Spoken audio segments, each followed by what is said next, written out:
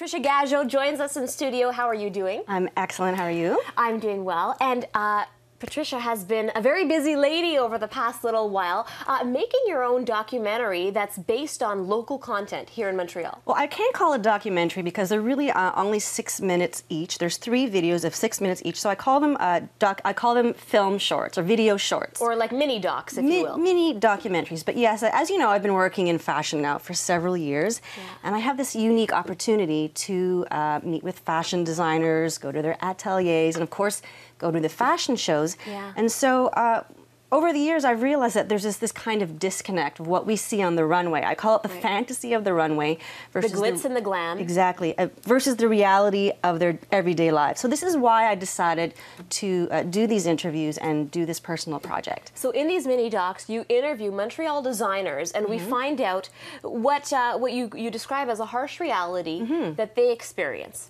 Yes, I think that there's this huge disconnect, and if you work in the industry, you know about it, but I think largely the consumer doesn't know this. There's this huge disconnect or contrast by, how hard, the beautiful glitzy life we see on the runway, obviously, and then how hard they really work. And there's this hungry kind of passion that is so inspiring, and to see how much effort that goes into a fashion, a runway show it's amazing. And to get a taste of it, we're going to take a quick look at a clip of one of the individual designers that you interviewed. Here it is. That's what fashion is. It's the dream. I mean, what we sell is dream. That's the fun part of it, making the image. We don't save lives, that's for sure. We make clothes. That's what we live for. So what is that individual's story? So the interesting thing that these are 2 gentlemen from Montreal. It's José Manuel Saint-Jacques and Simon Bélanger. Now they're the designers of Untitled.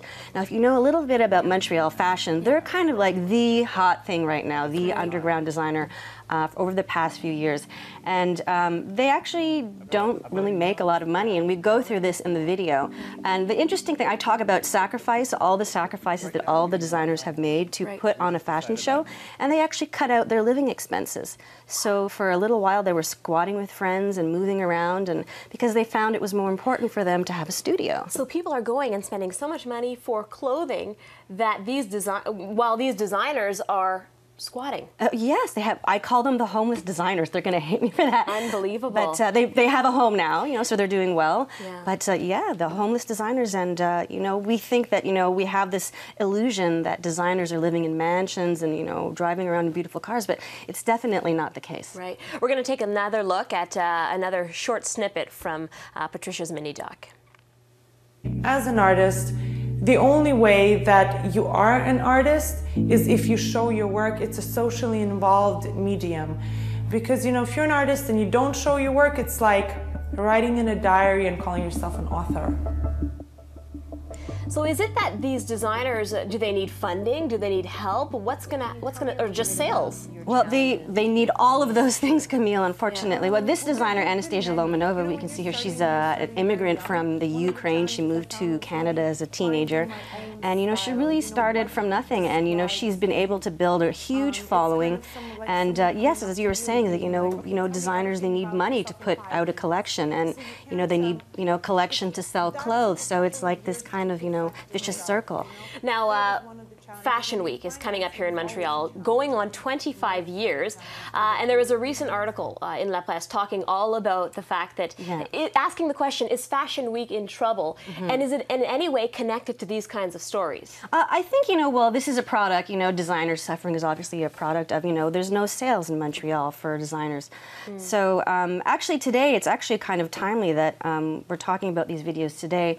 The Chantal Durouvage, who is the co-founder of Group Sensation Mode, she's going to make a press conference today at Arsenal, and it is speculation that she's going to announce that they're actually going to be shutting down Montreal Fashion Week and merging because we have 2 seasons. There's speculation that they're going to merge the seasons and join it with the Fashion and Design Festival. So what is the real reason for why? You said there's not sales that much sales in Montreal? Well, I mean, there's so many things to point at, and I'm not a business writer, but there's the things like H&M and Zara, this kind of fashion. Right. There aren't a lot of people investing in Montreal designers, and having said that, the consumers aren't investing in local designers, and so business people aren't, and so it's a sad story. And I'm hoping actually that that's not what she's going to say today, but this is the buzz that's going around now. Incredible insight, Patricia. Thank you so much for being here with us, and good luck with your mini docs. Thank you.